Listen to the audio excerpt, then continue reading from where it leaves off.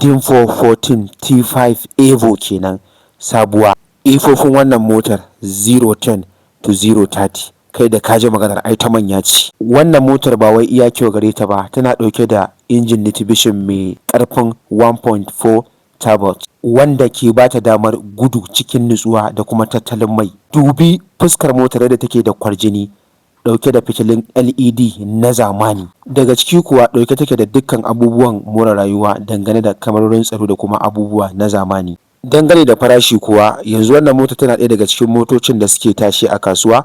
Farashin ta na zagaye daga naira miliyan 45 zuwa miliyan 65, ya danganta da wacce kai ka zaɓa, har ma sama da haka. Shin ya kuka gani, wannan motar ta dace da zubin motar da sarkin waka ya kamata ya hau kuwa, ko kuma yaya? Ku bayyana mana ra'ayoyinku a comment section dangane da wannan motar da kuma 'yar fakara ta baya-bayan nan. Sarkin waƙar San Kano, jama'ar ka na ma addu'a, Allah ya sanya albarka.